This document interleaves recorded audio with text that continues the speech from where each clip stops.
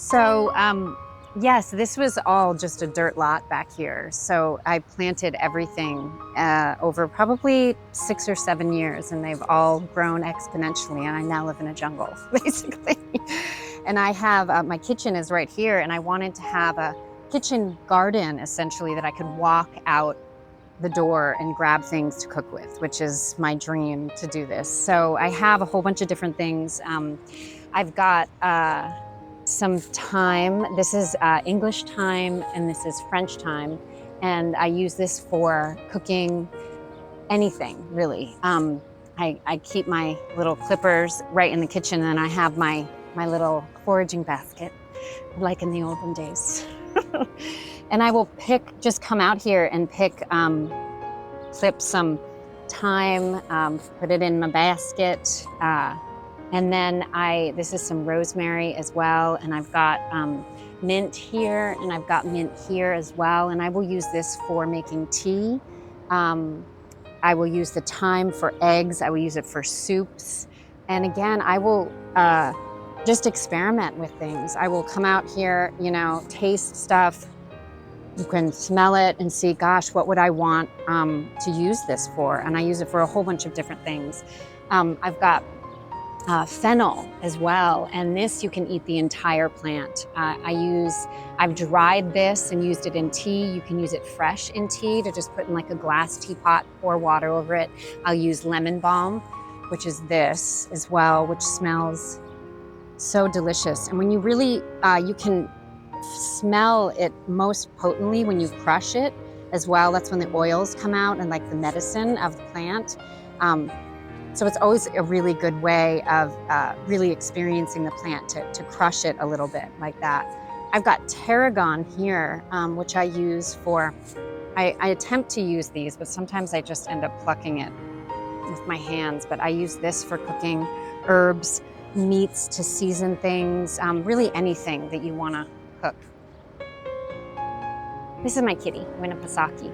She's my garden cat. She lives back here. She was a stray that that adopted me, really. She vetted me for 6 weeks before she decided that I was worthy of her company. And she hasn't left. But she's out here. This is her domain. And the more that I've planted, the more that I've grown, the more creatures have joined me. So and she's like such a great patrol beast that she gets rid of. There's rats at times, and she patrols the rats. There's raccoons back here, possums. She's friends with the possums. But I've basically created like this little ecosystem. So the more insects that have come, there's more bees, more butterflies, more even pests, and that suddenly, those are eating.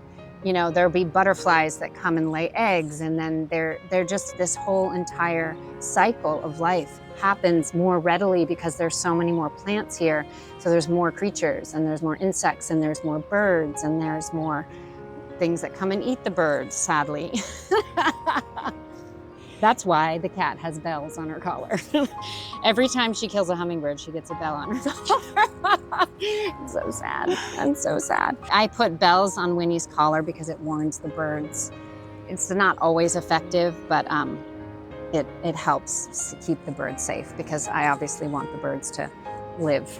But there's been so many more bees and hummingbirds and birds that come in the garden, and butterflies. And I don't know if I mentioned this about the front, but this is milkweed. And this is the only flower that monarch butterflies can eat. So essentially, out of everything in the entire world, monarch butterflies only feed on this.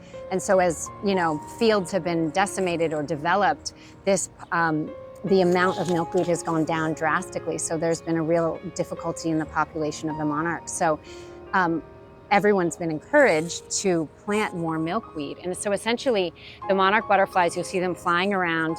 They lay their eggs on this plant and only on this plant. And then when the caterpillars are born from the eggs, they feed on this, the leaves and the flowers, and then they will hang their chrysalis on the milkweed and then burst out into a butterfly. It's so exceptionally beautiful. So anytime this has grown up, I've left it. It's just come up on its own. So I'm delightedly supporting the monarch population, which is so amazing.